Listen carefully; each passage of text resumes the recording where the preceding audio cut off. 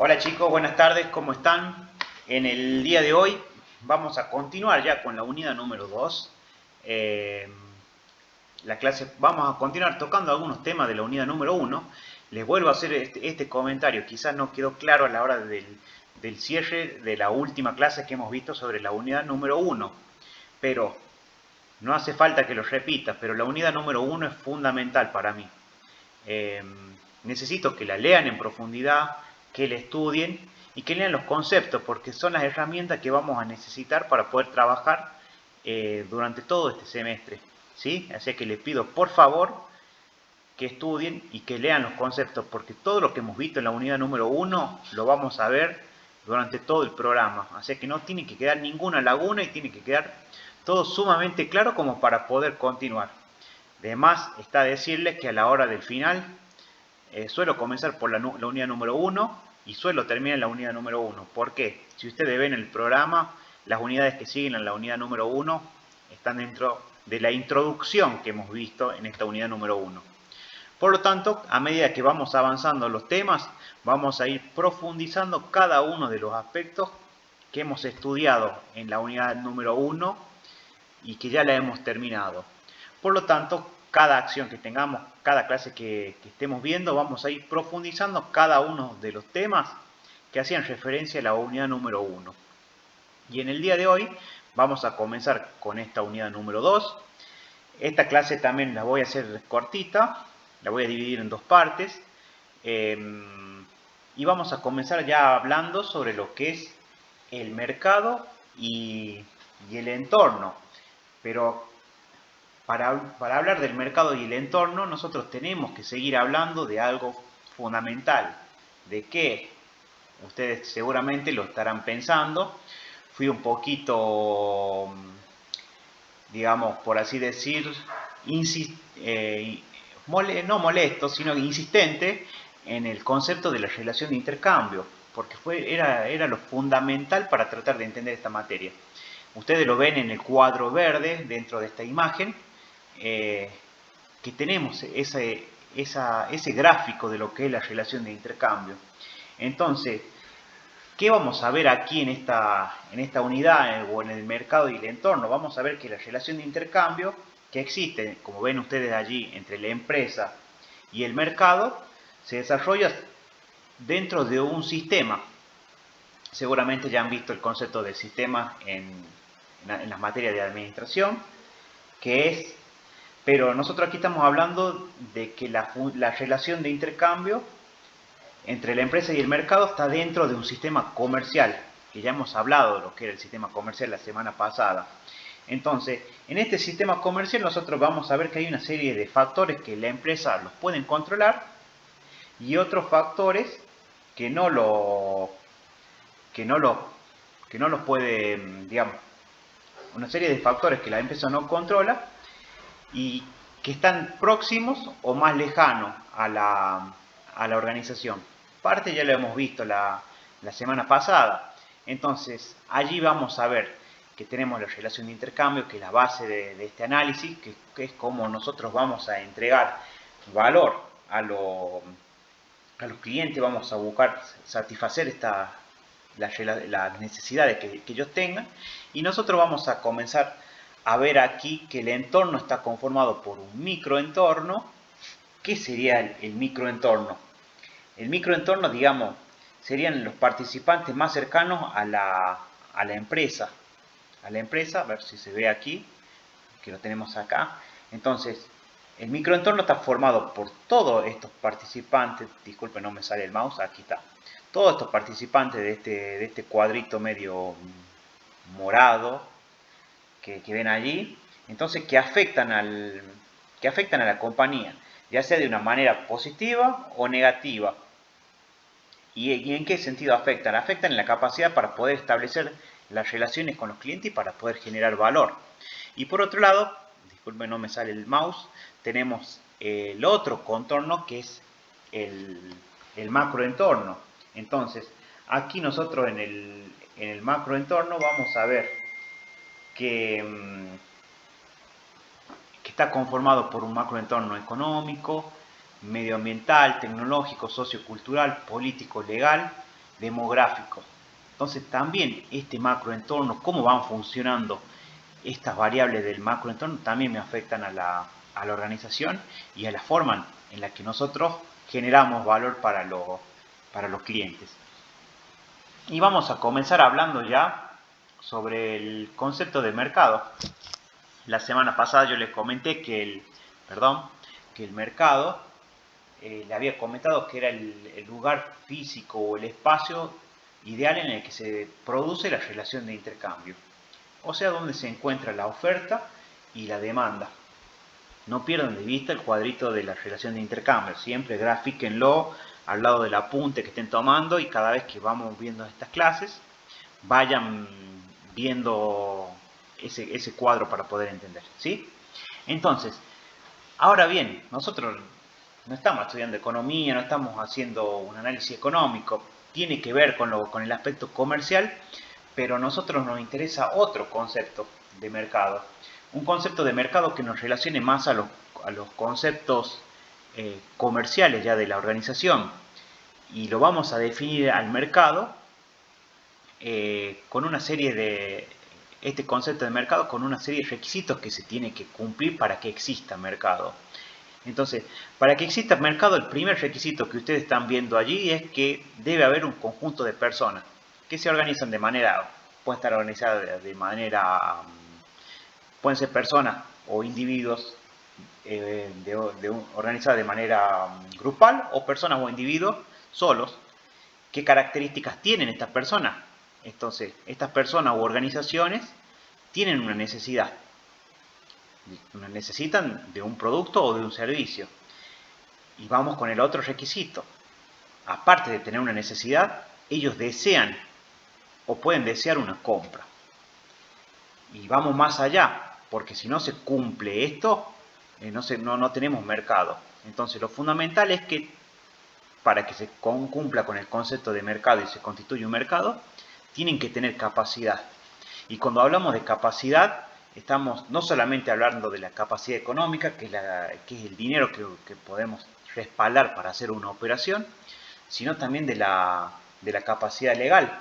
Un niño por allí no puede manejar, no tiene capacidad para manejar automóviles porque tiene que ser mayor de 18 años o 16 años autorizado por un adulto. Por lo tanto, buscar venderle automóviles o alcohol a un niño de 10 años no existe el mercado porque no tienen capacidad ese público. Entonces, para que exista mercado se tienen que dar estos requisitos. Tiene que haber individuos, personas u organizaciones que necesiten, o sea, que tengan una necesidad, a su vez deseen satisfacer esa necesidad y que tengan capacidad económica, legal, y hasta algunos le agregan una capacidad ética, una capacidad moral que tenga que ver con las creencias religiosas o con la forma de ver con estas nuevas tendencias, porque hay personas que no consumen carne, ya sea por creencia, por ejemplo en la India, la carne de vaca, por creencia no se come.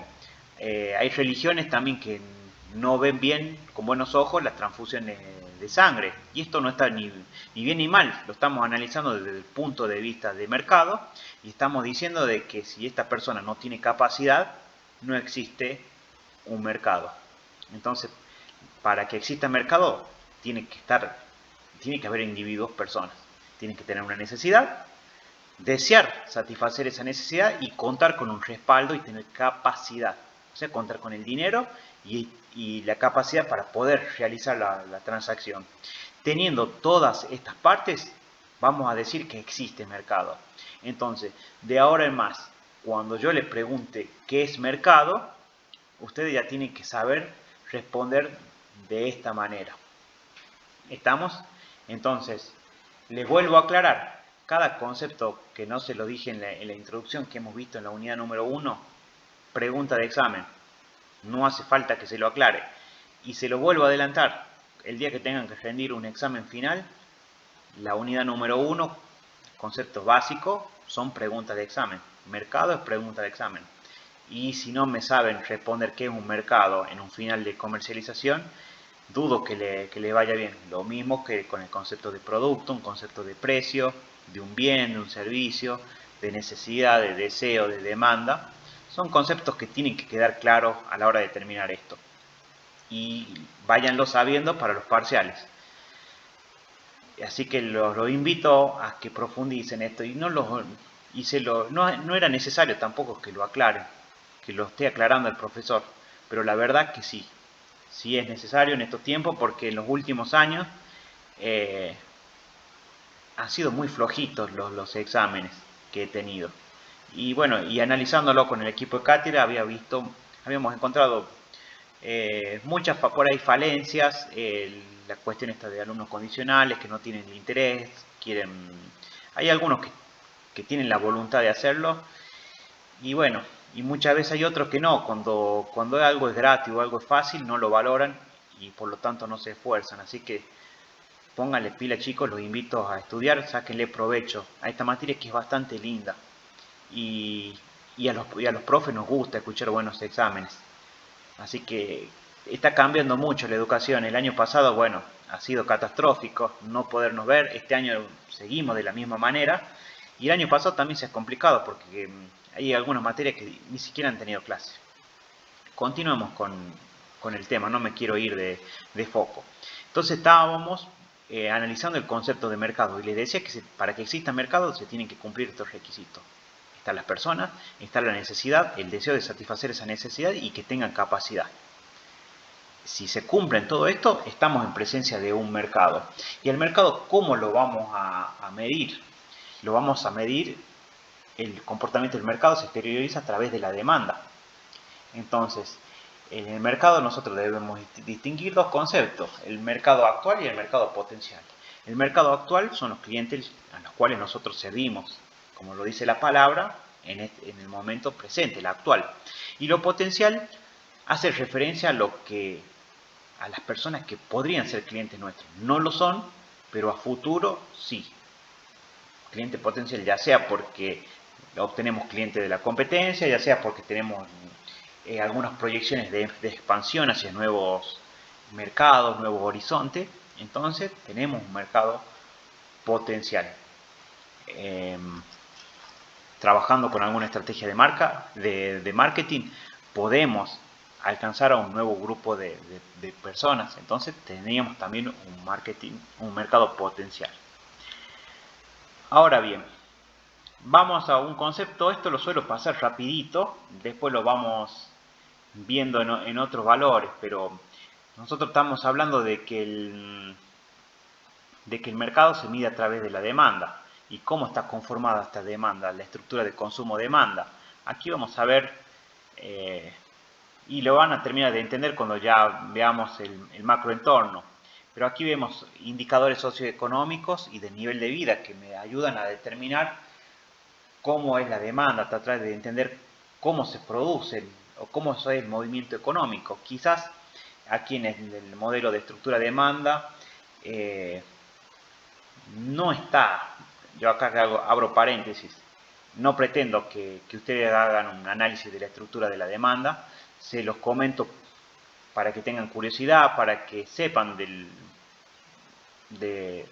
algo más de lo que vamos a hablar, pero no voy a insistir en este tema porque es un tema bastante amplio y por allí cuando hacemos investigaciones de mercado sí estamos en condiciones de entrar a profundizar estos temas. La materia es una materia sola, así que le vamos a dar lo fundamental, los conceptos básicos del marketing. Pero aquí, cuando nosotros hablamos de estructura del consumo, demanda, tenemos que entrar a ver análisis de una población, de un determinado mercado, como para ver si queremos estudiar la Rioja. Bueno, vamos a los datos del INDEC, vamos a ver cómo es el comportamiento del riojano. Vamos a trabajar con índices y tratar de ver cuáles son estos indicadores que me conforman la estructura de mercado.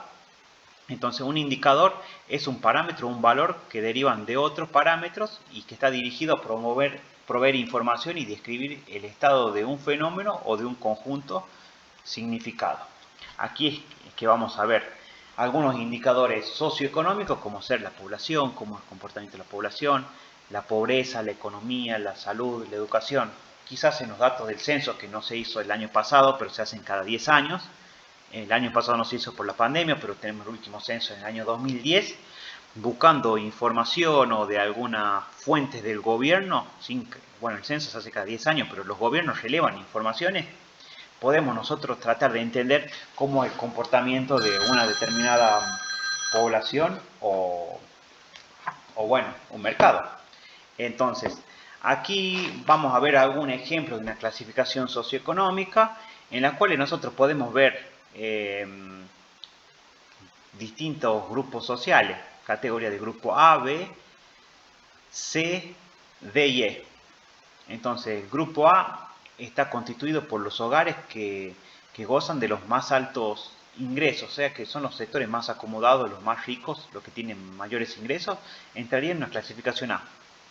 El grupo B, aquellos grupos de personas o de hogares que tienen unos buenos ingresos en su familia y que pueden darse muchos lujos y gozan de todas las comodidades. Luego tenemos grupo C, que ya tiene que ver más con clase media, digamos C1, 2 y 3. Y hay distintas clasificaciones. Ustedes van a ver allí que el C1 son aquellos que tienen rentas que permiten cubrir necesidades sin problemas, los C2 que tienen hogares que tienen para cubrir sus necesidades de alimentación, vestimenta, vivienda y algunas comodidades, los C3 hogares que tienen ingresos para cubrir apenas sus necesidades de alimentación, ropa y vivienda y pocas comodidades. Y ya vamos a lo D, pisando ya la pobreza, aquellos hogares que disponen de un ingreso fijo y estable, pero reducido, y por este motivo viven con mucha estrechez. Y el grupo E es el más vulnerable de todos, posee un ingreso, son aquellos desocupados, no poseen un ingreso fijo y la extrema pobreza es la característica de este tipo de hogares. Por allí, cuando nosotros clasificamos con estos ingresos y viendo algunos análisis, podemos ver los datos del censo, los tipos de familia, las familias qué niveles de acceso tienen a la educación, qué comodidades tienen en la vivienda, si tienen energía eléctrica, si tienen cloaca, si tienen techo, qué tipo de material está hecha la vivienda. Entonces, en estas clasificaciones se puede ver el comportamiento de la demanda. Les simplifico este ejemplo. Pueden ser las clases alta, media y baja. Otra clasificación, para no ponerlo en estos 5 grupos que tenemos, que está clasificado un poquito más porque tenemos el grupo C dividido en 3. Así que bueno, aquí le mando la distribución del gasto familiar y la predisposición al consumo. Es un ejemplo, pero tiene que ver cómo en las distintas regiones de nuestro país se distribuye el gasto familiar, los intereses que tiene, porque vamos a ver que en alimentos y bebida el área metropolitana incluye también indumentaria y calzado y vivienda, no, alimentos y bebidas el primer renglón. Tenemos que el 31,8 en área metropolitana, en la pampeana estamos hablando de los ingresos, se distribuye de esa manera, el 35. Y digamos que es parejo en todo el país, en el noroeste quizás se consume un poquitito más, y la más baja que la que estoy viendo me parece que es la región pampeana. Luego, esparcimiento y cultura, ahí vemos una buena diferencia, que tenemos el 8% en el área metropolitana y tenemos un 5,6% en el noroeste y en el noreste. Entonces hay diferencia de cómo gasta la gente. Entonces este es un análisis de una encuesta hecha por el diario La Nación. Es un ejemplo, no pretendo que lo sepan. Y vamos a comenzar entonces a hablar, entendido ya lo que es el mercado, vamos a entrar a ver lo que es el microentorno.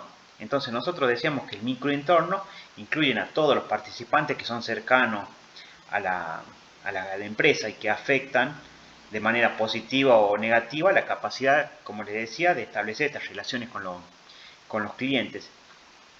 Entonces, aquí nosotros vamos a ver de que la función que tienen los gerentes de marketing, ¿cuál era? Establecer relaciones con los clientes para poder crearle valor y la satisfacción para cada uno de estos clientes. Entonces, aquí es donde nosotros, situados como gerentes responsables de marketing, tenemos que entender que no podemos cumplir las metas solos, sino que como lo ven ustedes en este gráfico, tenemos distintos tipos de participantes del microentorno de la compañía. Estos pueden ser la compañía misma, los proveedores, los intermediarios del marketing, clientes, competidores y público. Todo esto hace al microentorno. El primer microentorno, nosotros tenemos que ver que tenemos clientes internos. No solamente centrarnos hacia afuera de la organización, sino que dentro de la organización, nosotros ya sentados en la oficina o en un área de marketing, tenemos que entender de que hay una estructura y hay una organización. Y la gente que no pertenecen a nuestra área, pero que están dentro de la empresa, son nuestros clientes, en los cuales nosotros tenemos que también buscar entender sus necesidades para poderle ofrecerle una respuesta que pueda satisfacer esa necesidad y generar valor. En la medida que las organizaciones puedan ser armónicos y marchar siempre en función y en el entendimiento de los objetivos empresariales, vamos a ir alcanzando los objetivos generales de la organización. Y si encontramos este equilibrio, podemos generar hasta ventajas competitivas y brindar un buen servicio. ¿Por qué? ¿Por qué lo digo esto? Porque en las empresas muchas veces suele haber ruido. ¿Cuáles son las distintas áreas de la empresa? Una alta gerencia, un área de finanzas, un área de investigación, desarrollo, contabilidad, compras, producción. Y muchas veces pueden haber distintos intereses. Por ejemplo, el área comercial entiende que necesita de una campaña, invertir en una campaña comunicacional para poder dar a conocer y vender mejor un producto. Muchas veces el área de finanzas no entiende esto porque piensa que es un gasto y que esto no va a volver a la empresa. Entonces dice, no tenemos este dinero para financiar esta actividad. Van fijando sus prioridades. Obviamente que la alta gerencia es la que interviene para que se vayan cumpliendo todos estos objetivos dentro de las organizaciones. Un área de investigación y desarrollo que determinó que determinó un producto y que necesita una determinada tela para que ese producto sea bueno. Entonces, el área de compras quizás ve que la tela que me pide el área de investigación y desarrollo, y bueno, es un poco cara, pero voy a ir por esta otra. Y le cambian los materiales, porque era más barata, porque querían abaratar costos. Entonces, el producto no es el mismo y obviamente van a haber muchos llamados de atención, por no decirle malas palabras, entre estos sectores. Obviamente estoy dramatizando bastante, pero quería que se evidencie este tipo de ejemplos. Pero en las organizaciones, si bien las organizaciones tienen una misión, algunas, las más grandes, lo entienden, una estructura, en la mayoría de las organizaciones que nosotros vemos por allí no está tan organizado, no está tan clara cada una de las funciones, pero muchas veces suelen haber ruidos e intereses contrapuestos entre cada una de las partes. Entonces lo importante es mirar puertas adentro de la organización como clientes internos y tratar de entender cuáles son sus necesidades para que la organización pueda generar más valor. Entonces el primer análisis de este microentorno tiene que ver con la compañía. Luego vamos a ver los proveedores. ¿Quiénes son los proveedores? Ya la semana pasada ya hablábamos de los proveedores, que son personas o empresas que abastecen con algo a otra empresa o a una comunidad. Y los proveedores son muy importantes para las organizaciones, porque es difícil que una organización se pueda valer por sí misma o por sí misma, que haga todos los productos y que no requiera de nadie que lo ayude. Esto es prácticamente imposible. Cada vez más las organizaciones se van haciendo más pequeñas y se van asociando a otras a otras organizaciones. Entonces, aquí está bueno entender cuál es el papel que tienen los proveedores, porque los proveedores son los que nos abastecen con la materia prima. Entonces, si yo quiero generar un producto de buena calidad, depende de lo que me brinde, de la materia prima que me brinde el proveedor.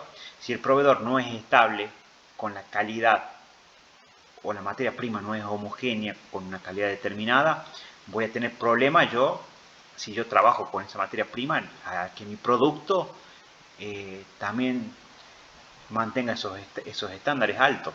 Entonces, depende mucho del proveedor. Entender también cómo funciona la organizaciones que me proveen mercadería a mí. Aquí lo digo por experiencia, porque en Argentina somos muy complicados, hay distintos gremios. Entonces, si tengo un proveedor, hay que ver a qué gremio pertenece, cuál es el sector, qué conflictos existen, porque si yo pido mercadería para el 1 de abril, porque tengo que iniciar la producción el 1 de abril, la mercadería tiene que estar el 1 de abril. Si la mercadería no está el 1 de abril y me llega el 5 o el 8, estoy en problema. No puedo iniciar mi producción y muchas veces yo no puedo cumplir con los tiempos de producción y mucho menos con los tiempos de entrega que me requiere mi cliente. Entonces estamos quedando mal. Entonces es importante analizar los proveedores. Los proveedores que te cambian el precio. Entonces si un proveedor me cambia el precio, quizás me obligue a mí a cambiar y subir un poquito el precio de mi producto final. Entonces ya hay productos que son sensibles al precio y que los clientes dejan de comprar cuando estamos en crisis, cuando no alcanza el dinero. Entonces hay cuestiones que no son indispensables y que la gente la va dejando de un lado. Entonces hay temas que hay que estudiarlos bien. Toyota lo tenía bien claro esto, los japoneses en esto, por allí iban, por algo eran líderes, o están allí entre los primeros. ¿Por qué? Porque los japoneses supieron entender esta filosofía de trabajar con los proveedores. Generalmente las empresas grandes, como tienen alto poder de negociación, le dicen a sus proveedores que son más chiquitos cuando existen los chiquitos, porque muchas veces hay un chiquito, la relación es inversa. El proveedor es el grande y nosotros somos los chiquitos. Pero aquí estamos hablando de, disculpe, de Toyota, que es un grande, un líder, cómo él pudo asociarse con sus proveedores, porque a diferencia de las empresas americanas, por ejemplo Ford había tenido problemas en la entrega de ya ni me acuerdo el vehículo, creo que era un Explorer, el modelo del vehículo, creo que era un Explorer, había tenido problemas en los neumáticos. Entonces, ¿qué hizo Ford? Sacó un anuncio diciendo que el proveedor, lo mandaba al frente del proveedor, que la empresa que proveía los neumáticos, no me acuerdo el nombre, vamos a decir, por ejemplo, Firestone, tuvo unos defectos de producción en el lote tanto. Por lo tanto, solicitamos que aquellos vehículos que han sido entregados, patentados entre tal y tal fecha o de año de fabricación de tal fecha, vengan a nuestro service para hacer un mantenimiento. De esta manera Ford dejaba expuestos a sus proveedores, cosa que Toyota, siendo un grande, no era tan así. Toyota tiene otra forma de pensar y de ver a sus proveedores. Por ejemplo, Toyota entiende que para ser líder y tener un producto económico y de buena calidad, tenía que asociarse con sus proveedores. Entonces, buscaba entender cómo funcionaba Toyota, porque es un grande, buscaba entender cómo funcionaba la empresa que se asociaba a sus proveedores. Entonces, ellos se metían en esas organizaciones y estudiaban de cómo funcionaban, cómo eran sus procesos. Entonces, ellos mandaban a los ingenieros para que capaciten a los ingenieros de la planta proveedora para que puedan mejorar sus procesos y a su vez ellos puedan emitir un producto de menor calidad. Entonces Toyota invertía en conocimiento para sus proveedores para que vuelva a su organización en autopartes con menores precios.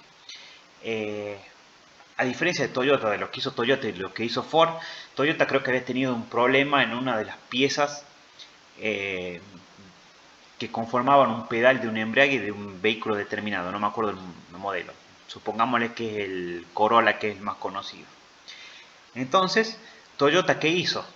No lo mandó al frente a su proveedor, el cual había diseñado este pedal, sino que dijo que sus ingenieros habían cometido un error y que no habían observado este error de diseño en este pedal de embrague. Entonces, Toyota se hacía cargo por allí de los errores, pero porque busca trabajar de manera, asociarse con sus clientes.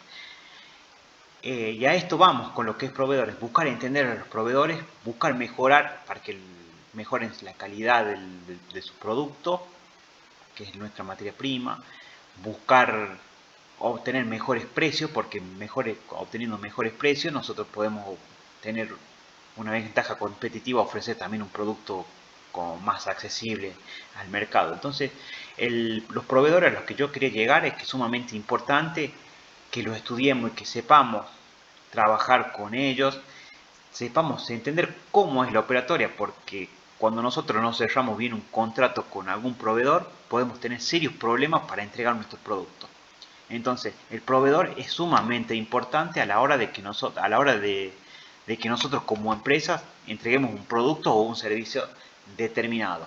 O sea que hay que tenerlos presentes, hay que saber analizarlos, todos estos aspectos, y la tendencia es asociar y trabajar de manera más coordinada con los proveedores. Vamos a los intermediarios del marketing. Ustedes veían que en la relación de intercambio las empresas pueden llevar su producto al mercado de manera directa o indirecta a través de los intermediarios. Entonces, cuando existen intermediarios, las empresas intermediarias, digamos, son empresas que ayudan a la compañía a promover, vender y distribuir sus bienes con los compradores finales. ¿Y qué quiero decir? Entre esto, tenemos que ver qué tipo de producto estamos vendiendo, porque hay productos que requieren determinadas formas de vender, de armar canales de distribución. Digamos, por ejemplo, la distribución directa de lo que es un productor y un consumidor, por ahí, a ver, vamos a empezar de vuelta. Por ahí la distribución directa entre un productor y un consumidor no es posible en muchos productos que son de consumo masivo y tenemos muchos compradores. Entonces, la distribución directa es cuando no existen estos intermediarios. Entonces, a lo que voy es que imaginemos la Coca-Cola hacer una distribución directa, cuando tenemos millones de puntos de venta en la ciudad. Es imposible. Necesitamos caer en intermediarios que tengan un canal de distribución y que acerquen la Coca-Cola a cada uno de los puntos de venta. Entonces, depende también de las características de producto. Entonces, lo bueno a lo que quería llegar es que entendamos que hay productos que requieren de la configuración de un canal. Aquí en el ejemplo que ven ustedes en la pantalla tenemos cómo se asoció por allí McDonald's con la Coca-Cola, que tenemos la línea aquí de Coca-Cola, Fanta o Sprite, en las cuales ellos también, McDonald's puede vender Coca-Cola con la exclusividad de la marca, esta asociación de estas marcas, a través de estos dispensers. Entonces Coca-Cola puede vender en los puntos de venta de McDonald's sus gaseosas. Y aquí, bueno, ustedes van a ver en el libro que hay una serie de aspectos a analizar, lo que es cortito, después véanlo, qué es la diferencia entre un mayorista y un minorista. Y bueno, el mayorista es, digamos, son las organizaciones que les compran a las fábricas los productos o a otro mayorista, pero que tienen la característica de que los mayoristas no venden a los consumidores finales. Y los detallistas, que son aquellos detallistas, digamos, pueden ser los supermercados, hipermercados, almacenes. Entonces los detallistas o minoristas son aquellos que pueden comprarle a la fábrica o a un mayorista, pero sí son los que tienen la particularidad de que sí le venden a los consumidores finales. ¿Sí? Después véanlo del libro, no es muy complicado. Y aquí, bueno, vamos a hacer otro análisis de la competencia, porque la competencia también forma parte de lo que es el microentorno. Y bueno, nunca hay que dejarlo de lado al competidor, porque los competidores, ¿quiénes son? Los competidores son las empresas que ya la semana pasada habíamos comentado que ofrecen o que satisfacen una misma necesidad. Entonces, las empresas tienen que lograr una ventaja competitiva al posicionar sus productos, ofertas con más fuerza que la oferta de la competencia en la mente de los consumidores. Entonces, aquí hay que ver que en este análisis de la competencia se busque tener una ventaja competitiva, que busque diferenciar el producto de una empresa respecto de su competidor. Entonces, para lo cual nosotros tenemos que tener en claro quiénes son los competidores que tenemos, analizarlos. Y aquí, bueno, le voy a dar algunos principios básicos de la competencia. Todo competidor que persiste y sobrevive tiene una ventaja única sobre los demás. Si no tuviese ventaja competitiva, sería eliminado. No sé si se entiende. Entonces, si hay un competidor que persiste y sobrevive, es porque hay una ventaja competitiva sobre el resto. Porque si no, ya hubiese sido eliminada. Luego, cuanto más similares son los competidores entre sí, más fuerte la competencia. Claro, ¿a qué hacemos referencia cuando decimos que cuanto más similares? Cuanto más similares hacemos referencia a que cuanto menos diferenciado sea el producto, mayor va a ser la competencia, porque van a ser los productos tan iguales que al cliente le va a costar elegir uno o el otro. Cuando nosotros logramos diferenciarlo porque nuestro producto tiene algunos atributos que el que no lo tiene en la competencia, ya me estoy diferenciando de algo. Entonces, la diferenciación me permite a mí disminuir la competencia, hacer más débil la fuerza del competidor. Entonces nosotros debemos buscar siempre ventaja competitiva y diferencial. Y la otra regla dice, si los competidores son diferentes y coexisten, entonces cada uno debe tener una ventaja competitiva distinta del otro. Entonces, también si existen dos competidores fuertes, bueno, pues porque cada uno tiene lo suyo. Están equilibradas las fuerzas y cada uno tiene su ventaja. Por último, no quería dejar de pasar en este análisis del microentorno que tenemos los clientes. Y aquí vamos a ver cuáles son los mercados en los cuales hacemos referencia con los clientes. El mercado de consumidores nosotros hacemos referencia ¿a qué? A los consumidores finales. ¿Cuáles son los consumidores finales? Las compras que son para las personas o para los hogares. Luego tenemos el mercado de negocio. Entonces en estos mercados de negocio se adquieren bienes y servicios para el procesamiento industrial o para ser utilizado en el proceso de producción. O sea que aquí en este mercado de negocios, a diferencia del mercado de consumidores, no se los compra para el hogar, sino que se los compra para la industria, para transformar ese insumo en un producto terminado. ¿Sí? Y luego tenemos un mercado de distribuidores, que este mercado de distribuidores es este tipo de mercados en los cuales se compran bienes y servicios para revenderlos a cambio de un pequeño margen de ganancia sobre lo que compró. Entonces, el mercado de distribuidores, vuelvo a repetir, son aquellos que compran para vender. A diferencia del de negocio, el mercado de negocio se compra la materia prima, se la procesa, transforma y se la vende como un producto distinto. El mercado de distribuidores es un mercado en el cual revende, compra productos y los vuelve a revender. Luego tenemos el mercado del sector público. El sector público es particular, es cuando está constituido por el Estado. Son todas las compras que realiza el Estado. Por eso decimos que es otro mercado. Y los mercados internacionales nosotros podemos clasificar en los 4 que hemos mencionado, cumpliendo un requisito que trascienda las fronteras de nuestro país.